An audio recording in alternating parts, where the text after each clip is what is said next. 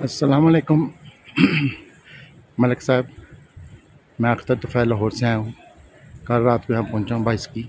आज 23 जुम्मा सुबह का 7:30 का टाइम है।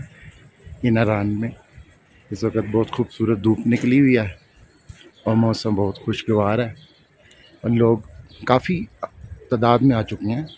अभी सोए हुए हैं। मैं आज सुबह की वॉक पे निकला था। मैं क्या मैं आपको इस बारे में अपडेट कर दूं आपके नाज़रीन को कि नारान में इस वक्त लाहौर पंजाब के पाकिस्तान के मैदानी इलाकों में सख्त गर्मी के दिनों में ये हालात हैं। मौसम अच्छा है, खुनकी है, गर्मी बिल्कुल नहीं है, धूप बहुत खूबसूरत है और ये नारान के हालात हैं। और ये न्यू पार्क होटल जहाँ मैं ठहरता हूँ। मलिक साहब, मैं यहाँ 1993 से आ रहा हूँ और हमेशा यहाँ ठहरता हूँ। ये सारा नारान मेरी आंखों के सामने बना। तब यहीं पे एक होटल होता था। ये बाकी सारे खेत और खोखा होता था। यहाँ से दरिया दिखता था सामने से। मगर अब देखें माशाल्लाह नारान कितना आबाद हो चुका है शहर की तरह। बहरहाल देखें लोगों का हजूम आ चुका है। अभी लोग सोए हुए हैं। नारान में सुबह का वक्त है और बहुत ही खूबसूरत मौसम है। सब लोग आएँ अपने बच्चों के साथ और नारान के खूबसूरत मौसम को एंजॉय करें। अल्लाह हाफ़िज़। जी दोस्तों, आपने बात जी सुन ली। पहले मौसम की बात कर लें कि आज फ्राइडे है और आज 15 ज़्यादा से ज़्यादा और कम से कम 5 डिग्री और मौसम बिल्कुल साफ़ रहेगा। कल सैटरडे को 13 और 5 लेकिन साथ बादलों का साथ साथ सीन रहेगा। और उसी के साथ साथ जनाब इतवार को भी सेम टेम्परेचर सेम नज़ारे, लेकिन रात को टेम्परेचर कुछ बढ़ता हुआ हमें दिखाई देता है और रात को टेम्परेचर 8-9 तक चला जाएगा। हफ्ते को ये 4-5 में रहेगा। मंडे को यानी कि सोमवार को 15 और 6, लेकिन ट्यूसडे को फिर 27 मई को यहाँ पर हमें बारिश नज़र आ रही है और लेकिन 30% चांस है।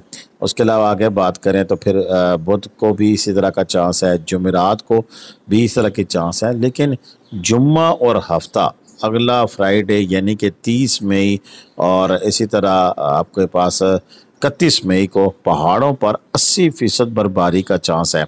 और ये बड़ी मेरे लिए ज़बरदस्त इस वक्त न्यूज़ आया क्योंकि मैं अभी वीडियो बना रहा हूँ और साथ साथ ये चेक कर रहा हूँ, तो मेरे पास पहले नहीं थी ये अपडेट कि आपके तक शेयर करते हैं, लेकिन इसमें आप मैं दोबारा रिपीट कर रहा हूँ। लेकिन उसके जाकर बात जो होगी वो होगी बाबूसर टॉप की। तो बाबूसर टॉप पर 29 मई 30 मई को अच्छा चांस है बर्फबारी को, यानी कि अगली जुमरात जुम्मा और हफ्ता ये जो लोग जाना चाहते हैं उनको बर्फबारी देखने का मौका मुयस्सर हो सकता है। ये है जी ऐसी अपडेट जो कि मैं वीडियो बनाने से पहले नहीं सोच रहा था, लेकिन अभी आपको बता रहा हूँ। लेकिन अभी आप स्क्रीन पर देख रहे होंगे हुकूमत की जानिब से एक अलर्ट जो जारी किया गया। वो अलर्ट क्या है कि जब टेम्परेचर बढ़ता है तो इस तरह के जो ग्लेशियर है जिनमें से आप गुजरते हैं तो वहाँ से एहतियाती तदाबीर आपने इख्तियार करनी है। इन ग्लेशियर से जितना जल्दी हो सकता है इस बेल्ट में से आप गुजरें। सेकेंडली, इन ग्लेशियर के बीच में खड़े होकर आपने पिक्चर्स नहीं बनवानी। अक्सर ये ग्लेशियर गारनुमा बन जाते हैं और उस समय फिर लोग घुसकर तस्वीरें बनाते हैं, तो ऐसे में अल्लाह ना करे कि ऊपर से ग्लेशियर गिर जाए तो अमवात वाक़या हो जाती हैं और काफ़ी ज़्यादा जानी नुकसान। पहले भी हर साल तकरीबन इस तरह का कोई ना कोई इक्का दुक्का वाक़या हो जाता है, उठाया जा चुका है और आइंदा भी हो। ये देखिए अभी नीचे गार बन, जैसे पानी चलेगा तो ये नीचे से गार बनती जाती है।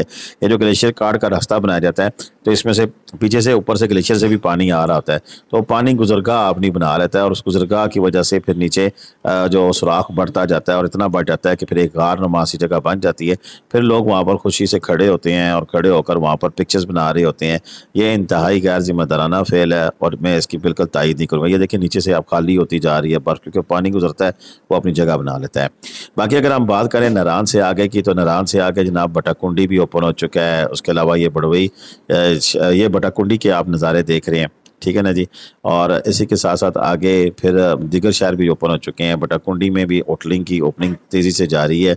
कल इंशाल्लाह मैं भी नारान की तरफ रवां दवा होऊंगा और आपको परसों बटाकुंडी से आपको मज़ीद भी डिटेल जो उसकी वो शेयर करेंगे कि इस दफ़ा कौन कौन से होटल ओपन हो चुके हैं और उनके क्या सीन है, होटलों के सस्ते होटल कहाँ मिलेंगे और अगर रश पड़ जाता है तो क्या सीन होगा और आपको क्या तरीक़ाकार इख्तियार करना चाहिए कि जिससे आपको अच्छी जगह और सस्ते दामों मिल सके। ये हमारी कोशिश होगी, लेकिन जब रश बढ़ जाता है और सीन ज़रा मौके से आउट हो जाता है, तो फिर ऐसे में वो लोग से हमारा राब्ता भी कट जाता है। ऐसे में वो कहते हैं कि नेटवर्क प्रॉब्लम है, लेकिन कौन सी नेटवर्क प्रॉब्लम होती है ये आपको भी पता और मुझे भी पता है। और ये बड़वई के नज़ारे हैं जी, बड़वई इंशाल्लाह मैं ज़रूर जाऊँगा, यहाँ का पर भी अपडेट देंगे। और यहाँ का तो एक बड़ा ही ज़बरदस्त एक होटल दी एडवेंचर बना है, उसके सामने एक होटल है, उसके भी बारे में, और ब्राइट स्टार हमारा ठिकाना है, इंशाल्लाह मैं वहाँ पर भी जाऊँगा।